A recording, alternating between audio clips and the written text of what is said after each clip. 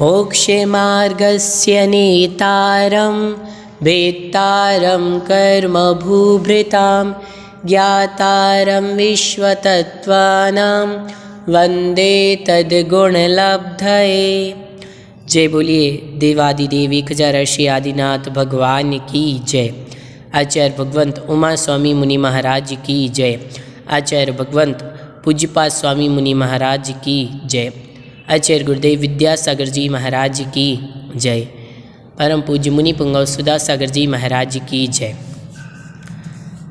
आचार्य भगवंत पूज्यपाद महाराज द्वारा विरचित श्री सर्वार्थ सिद्धि ग्रंथादि राज में आज की हम इस कक्षा में संपूर्ण छठे अध्याय का सार जानेंगे। छठे अध्याय में पूज्यवर ने आश्रव का वर्णन किया है। आश्रव की परिभाषा क्या है, आश्रव किसे कहते हैं, आश्रव का स्वरूप क्या है, इसका वर्णन आचार्य भगवंत ने किया है। आप सभी से निवेदन है, यदि आप हमारे चैनल पर नए हैं, आपने हमारे चैनल को सब्सक्राइब नहीं किया तो सब्सक्राइब कर लें ताकि आपको हमारी और वीडियो प्राप्त होती रहे। बेल आइकॉन का बटन दबा लें। आइए पढ़ते हैं। सर्वप्रथम आचार्य भगवंत ने बतलाया था कि योग क्या है। तो आचार्य भगवंत ने बतलाया था मन वचन काय, अर्थात मन वचन काय इन तीनों की जो क्रिया है वो योग है। और शह आश्रवः वह योग ही आश्रव है, अर्थात मन वचन काय इन तीनों की चंचलता है। यह आश्रव आचार्य भगवंत ने बतलाई। आचार्य भगवंत ने एक परिभाषा और बताई थी। आश्रव की परिभाषा आप याद रखें, हम लोग पहले पढ़ करके आए हैं, कर्मों के आने के द्वार को आश्रव कहते हैं। ये तो बाल बोध की परिभाषा हो गई, लेकिन यहाँ पर आपको परिभाषा याद रखनी है। काय वांग मनः कर्म योग सह आश्रवा, ये है आश्रव की परिभाषा।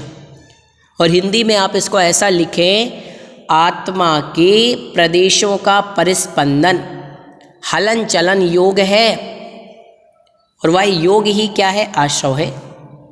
समझ गए। आचार्य भगवंत ने और बताया था कि काय योग, वचन योग, मनोयोग, इन तीन प्रकार के योगों की चर्चा की थी, और उसमें भी आचार्य भगवंत ने इनके भेद हमारे लिए बतलाए थे। और यहाँ पे आश्रव की परिभाषा बताई कि मन वचन काय की चंचलता आश्रव कहलाती है।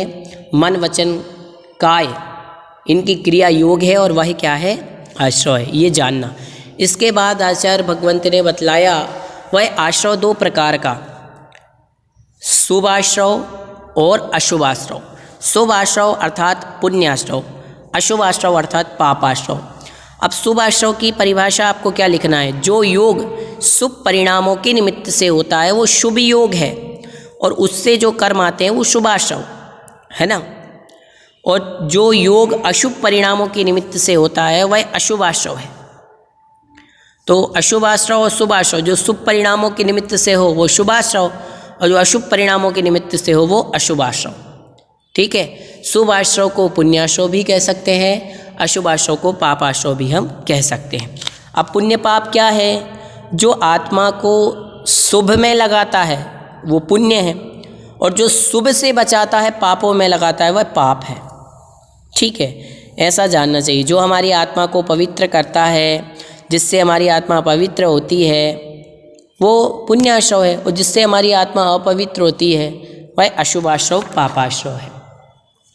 आचार्य भगवंत ने बतलाया था कि कषाय सहित और कषाय रहित, इसके दो भेद बताए थे, कषाय सहित और कषाय रहित।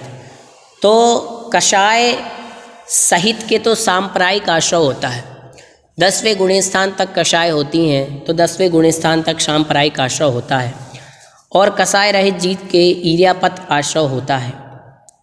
ऐसा आचार्य भगवंत ने हमारे लिए बतलाया था। अब सांप्रायिक और ईर्यापत कर्म है क्या, सांप्रायिक और ईर्यापत, तो कहा जो कर्म संसार का प्रयोजक है वो सांप्रायिक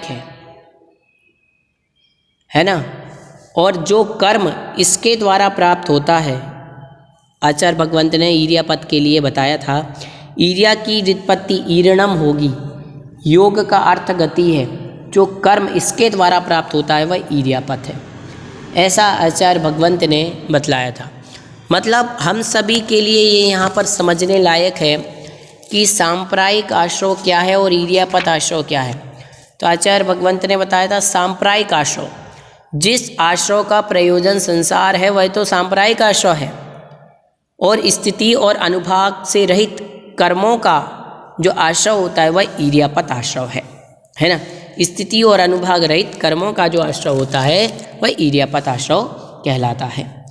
फिर आचार्य भगवंत ने आगे सांप्रदायिक आश्रय के 39 भेद बतलाए थे, जिसमें 25 क्रियाएं थीं, 5 इंद्रियां और 4 कषाय और 5 अव्रत। इस प्रकार से 39 ये भेद बतलाए थे। इनकी विस्तृत चर्चा भी आचार्य भगवंत ने की थी। स्पर्शन, रसना, घ्राण, चक्षुकर्ण, ये 5 इंद्रियों की चर्चा आचार्य भगवंत ने बहुत अच्छी तरीके से की थी। क्रोध, मान, माया, लोभ आदि कषायों की भी चर्चा की थी।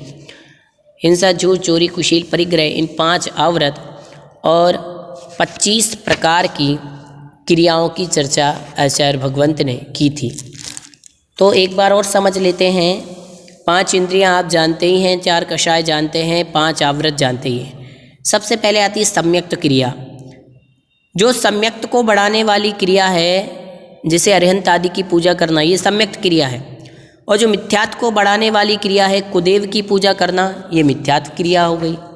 फिर है प्रयोग क्रिया, शरीर से गमन आगमन रूप प्रवृत्ति प्रयोग क्रिया है। शरीर से जो चलना उठना बैठना होता है ये प्रयोग क्रिया है। समाधान क्रिया, संयमी का असंयमी के सम्मुख होना समाधान क्रिया है।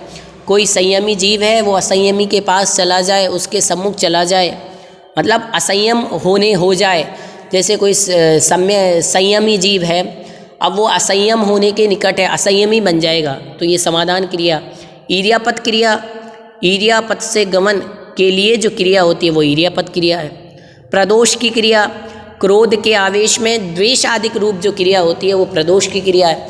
जब हमें गुस्सा आता है उस समय जो क्रिया होती है वो प्रदोष की क्रिया। काय की क्रिया, किसी को गाली देना, दुष्टता पूर्वक उद्यम करना, ये काय की क्रिया है। आदि कारण की क्रिया, हिंसा के उपकरण तलवार छुरी आदि ग्रहण करना, आदि करण की क्रिया। पारिताप की क्रिया, प्राणियों को दुख उत्पन्न करने वाली क्रिया को पारिताप की क्रिया कहते हैं। प्राणातिपात की क्रिया, दूसरे के शरीर इंद्रिय प्राणों का वियोग करना प्राणातिपात की क्रिया है। दर्शन क्रिया, राग के वशीभूत होकर के कोई मनोहर रूप देखना, दर्शन क्रिया। कोई फोटो अच्छी लग रही है तो उसको देख रहे हैं, राग के वशीभूत होकर, दर्शन क्रिया। स्पर्शन क्रिया, राग के वशीभूत होकर के वस्तु का स्पर्शन करना, स्पर्शन क्रिया। प्रत्यय की क्रिया, नई नई विषयों की नई नई सामग्री जुटाना, ये प्रत्यय की क्रिया है। समन्तानुपात क्रिया, स्त्री पुरुष अथवा पशुओं के बैठने सोने आदि के स्थान में मलमूत्र क्षेपण कर देना, समन्तानुपात की क्रिया। अनाभोग क्रिया, बिना देखी बिना शोधी हुई जमीन पर बैठना उठना अनाभोग क्रिया है। स्वहस्त क्रिया, दूसरे द्वारा करने योग्य कार्य को स्वयं करना, स्वहस्त क्रिया है। निसर्ग क्रिया, पाप की कारण प्रवृत्ति को भला समझना, निसर्ग क्रिया।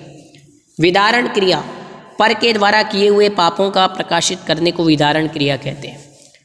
आज्ञा व्यापादि की क्रिया, चरित्र मोह के उदय से शास्त्रोक्त आवश्यका आदि क्रियाओं के करने में असमर्थ होने पर उनका अन्यथा निरूपण करने को आज्ञा व्यापादि की क्रिया कहते हैं। अनाकांक्षा क्रिया, प्रमाद अथवा अज्ञान के वशीभूत होकर के आगमुक्त क्रियाओं में अनादन करने को अनाकांक्षा क्रिया कहते हैं। आरंभिकी क्रिया, छेदन भेदन आदि क्रियाओं में स्वयं प्रवृत्त होना, अन्य को प्रवृत्त देखकर प्रसन्न होना आरंभिकी क्रिया है। पारिग्रह की क्रिया, परिग्रह की रक्षा में लगे पारिग्रह की क्रिया है। माया क्रिया, ज्ञान दर्शन आदि कपट रूप प्रवृत्तियों को करने में माया क्रिया कहते हैं। मिथ्या दर्शन क्रिया, प्रशंसा आदि से किसी भी मिथ्यात्व रूप परिणति में दृढ़ करने को मिथ्या दर्शन क्रिया कहते हैं। और 25वीं क्रिया है अप्रत्याख्यान क्रिया, चारित्र मोहिनी के उदय से त्याज्य वस्तुओं के त्याग रूप प्रवृत्ति नहीं होने को अप्रत्याख्यान क्रिया कहते हैं। तो ये तो आचार्य भगवंत ने 25 क्रियाओं का स्वरूप बताया। तो इस प्रकार से 39 प्रकार का सांप्रदायिक आश्रव हुआ। और आश्रव की विशेषता क्या है? तो आचार्य भगवंत ने बतलाया था तीव्र भाव। कषायों की तीव्रता से जो आश्रव होता है वो तीव्र भाव से आश्रव है। कषायों की मंदता से जो भाव होते हैं वो मंद भाव आश्रव है। मतलब आश्रव में विशेषता होती है। आश्रव तो हो रहा है लेकिन तीव्र कषाय करोगे, जोरदार क्रोध करोगे तो तीव्र भाव से आश्रव होगा, और मंद कषाय रहेंगी तो मंद भाव रूप आश्रव होगा। ज्ञात भाव बुद्धिपूर्वक काम करोगे तो ज्ञात भाव से आश्रव होगा। अज्ञात भाव बिना जाने कोई काम करोगे असावधानी से, अज्ञात भाव से। अधिकरण आश्रव के आधार को अधिकरण कहते हैं, और द्रव्य की शक्ति विशेष को वीर। अधिकरण के दो भेद किए थे आचार्य भगवंत ने, जीवाधिकरण अजीवाधिकरण। जीवाधिकरण के 108 भेद बताए, समरंभ समारंभ आरंभ और कृत कारित अनुमोदना। 3 में 3 का गुणा करेंगे तो 9। फिर मन वचन काय, इन 9 में मन वचन काय का गुणा करेंगे तो 27। इन 27 में क्रोध मान माया लोभ, इन 4 का गुणा करेंगे तो 108 भेद हो जाते हैं। समरंभ क्या है? हिंसादि पापों का मन में संकल्प करना समरंभ है। समारंभ हिंसादि पापों के साधन मिलाने को समारंभ कहते हैं। और आरंभ हिंसादि पापों को आरंभ अर्थात प्रारंभ कर देना आरंभ है। कृत स्वयं करना, कारित दूसरों से कराना, और अनुमोदना अनुमोदन अर्थात दूसरों के द्वारा किए गए कार्य की सराहना करना, है ना। फिर का अजीवादिकरण के भेद। तो अजीवादिकरण के 11 भेद बताए। निर्वर्तना, निक्षेप, संयोग और निसर्ग।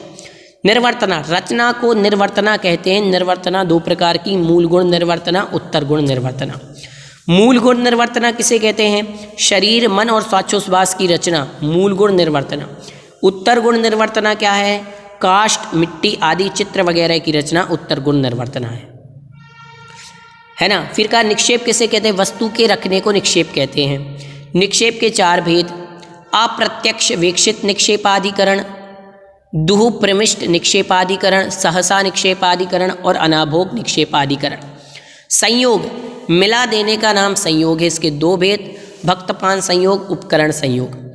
भक्तपान संयोग आहार पानी को दूसरे आहार पानी में मिलाना भक्तपान संयोग। उपकरण संयोग कमंडलू आदि उपकरण का दूसरे पिच्छी कमंडलू आदि से परिमार्जित करना उपकरण संयोग। निसर्ग प्रवृत्ति को निसर्ग कहते हैं। इसके 3 भेद, मन वचन काय। तो दुष्टतापूर्वक काय की प्रवृत्ति काय निसर्ग, दुष्टतापूर्वक वचन की प्रवृत्ति वचन निसर्ग, और दुष्टतापूर्वक मन की प्रवृत्ति मनोनिसर्ग। इसके पश्चात आचार्य भगवंत ने 8 कर्मों के आश्रव के कारण बताए। सबसे पहले ज्ञानावरण और दर्शनावरण कर्म के 6 बताए। प्रदोष, निन्नव, मात्सर, अंतराय और असाधन उपघात। प्रदोष किसी धर्मात्मा द्वारा की गई तत्व प्रशंसा नहीं सुहाना, अर्थात ईर्ष्या लगना। कोई दूसरे की प्रशंसा कर रहा है, आपको उससे ईर्ष्या हो रही है, प्रदोष। निन्नव जानते हुए भी आप ज्ञान को छिपा रहे, निन्नव ज्ञान को छुपा लेना। मात्सर्य अपने शास्त्र ज्ञान होने पर दूसरे को इसलिए नहीं बता रहे कि मेरे बराबर नहीं हो जाए, ये मात्सर्य है, मेरे बराबर नहीं हो जाए इसको नहीं बताना भैया, मात्सर्य। अंतराय कोई ज्ञान आराधना कर रहा है, पढ़ रहा है, अंतराय डाल दिया, लाइट बंद कर दी, स्वाध्याय उसका भंग कर दिया, अंतराय।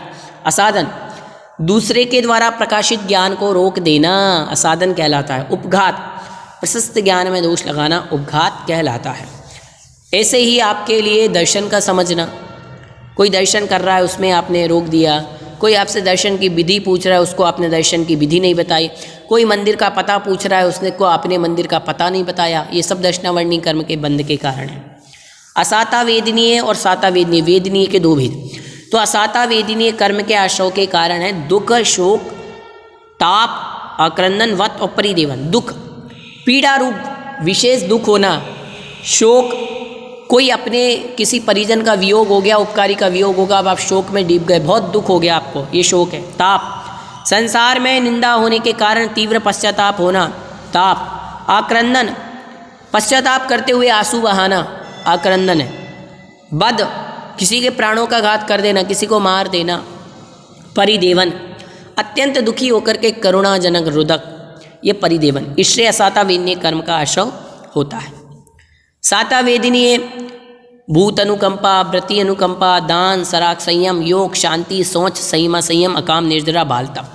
भूत अनुकंपा, संसार में जितने प्राणी हैं सबके प्रति अनुकंपा का भाव रखना, भूत अनुकंपा। व्रति अनुकंपा, संसार में जितने अणुव्रत, क्षुल्लक, क्षुल्लिका, एलक, एलिका, मुनि महाराज, व्रति, ब्रह्मचारी, ब्रह्मचारिण्य, सबके प्रति दया का भाव रखना, व्रति अनुकंपा। दान, स्व और पर के कल्याण के लिए जो दिया जाता है वो दान कहलाता है। सराग संयम, 5 इंद्रिय और मन को वश में, 5 इंद्रियों और मन के विषयों से विरक्त हो जाना और 6 काय के जीवों की हिंसा न करना, यह संयम है। और राग से सहित संयम को सराग संयम कहते हैं। यह संयम 6ठे गुण स्थान से 10वें गुण स्थान तक दिगंबर मुनिराजों के होता है। योग, इन सब को मनोयोग से अच्छी तरह धारण करना योग। शांति, क्रोध आदि कषाय के होने पर क्षमा भाव रखने को शांति क्षमा कहते हैं। लोभ के त्याग को शौच कहते हैं। सम्यक दृष्टि श्रावक के व्रतों को संयमा संयम कहते हैं। अपनी इच्छा नहीं होने पर परवश कष्ट सहने को अकाम निर्जरा कहते हैं। मिथ्या दर्शन के साथ जो तपस्या की जाती है वो वाल तप। ये सब सातावेदिनीय के आश्रय के कारण हैं। अब मोहिनी के 2 भेद, दर्शन मोहिनी और चारित्र मोहिनी। तो मोहिनीय कर्म में दर्शन मोहिनी के भेद कहे, केवली अवर्णवाद, श्रुत अवर्णवाद, संग अवर्णवाद, धर्म अवर्णवाद, देव अवर्णवाद। भगवान को कह देना कि केवली तो मुनि की तरह आहार करते हैं, केवली का वर्णवाद हो गया। श्रुत, शास्त्रों में मांस भक्षण हिंसा का वर्णन है, ये शुद्ध का वर्णवाद हो गया। संग वर्णवाद, कह दिया कि ये साधु तो शूद्र की तरह मलिन हैं, अपवित्र हैं, ये तो नहाते नहीं हैं, ये संग का वर्णवाद हो गया। धर्म वर्णवाद, जिनेंद्र भगवान ने जो धर्म कहा उसकी अभिनय कर देना, उसको गलत बता देना, ये धर्म का वर्णवाद। देव वर्णवाद, देवताओं का स्वरूप गलत बता देना कि देव तो मदिरा पीते हैं, देव तो मांस खाते हैं, है ना, देव बलि से प्रसन्न होते हैं, ये देवों का वर्णवाद। फिर चारित्र मोहिनी के आश्रय के कारण क्या है? कषायों की तीव्रता, कषाय के उदय में परिणामों की कलुषता चारित्र मोहिनी के आश्रय का कारण। इसलिए कहते भैया ज़्यादा क्रोध मत किया करो, ज़्यादा मान मायाचारी लोभ नहीं करना, चारित्र मोहिनी का बंद होगा, हम भटकते रहेंगे संसार में। फिर कहा आयु कर्म, तो 4 प्रकार की आयु है, नरकायु, देवायु, तिर्यंचायु, मनुष्यायु। तो नरकायु के आश्रय के कारण है बहुत आरंभ और बहुत परिग्रह रखना, ये नरकायु के आश्रय का कारण है। मायाचारी करना तिर्यंचायु के आश्रय का कारण है। थोड़ा परिग्रह रखना, थोड़ा आरंभ करना, स्वभाव में कोमलता होना, ये मनुष्यायु के आश्रय का कारण है। और फिर देवायु के आश्रय का कारण का सराग संयम, संयमा संयम, अकाम निर्जरा, बाल तप, सम्यक दर्शन और स्वभाव में सरलता होना, ये देवायु के आश्रय का कारण है। और चारों आयु के आश्रय का कारण क्या है? 7 शीलों और अहिंसा आदि 5 व्रतों का अभाव समस्त आयु के आश्रय का कारण है। अब कहा नाम कर्म। नाम कर्म के 2 भेद, शुभ और अशुभ। तो अशुभ नाम कर्म के आश्रय के कारण है योगों की कुटिलता और परस्पर में विषमवाद। योगों की कुटिलता, मन वचन काय की कुटिलता, परस्पर में विषमवाद करना अशुभ नाम कर्म के आश्रय का कारण है। और शुभ नाम कर्म इससे विपरीत योगों की सरलता, है ना, योगे की कुटिलता नहीं होना और अन्यथा प्रवृत्ति नहीं करना, परस्पर विषमवाद नहीं करना, ये शुभ नाम कर्म के आश्रय का कारण है। और शुभ नाम कर्म में एक विशेष प्रकृति आती है, तीर्थंकर प्रकृति। तीर्थंकर प्रकृति के आश्रय का कारण है 16 कारण भावना। दर्शन विशुद्धि अर्थात 25 दोषों से रहित 8 अंगों से सहित सम्यक दर्शन का होना। विनय संपन्नता, गुणों के प्रति, गुरुओं के प्रति, गुरु गुण इनका आदर सत्कार विनय करना, ये विनय संपन्नता है। शील व्रतेश्वर अतिचार, 7 प्रकार के शील और 5 प्रकार के जो व्रत हैं उनको अतिचार रहित पालन करना शील व्रतेश्वर अतिचार है।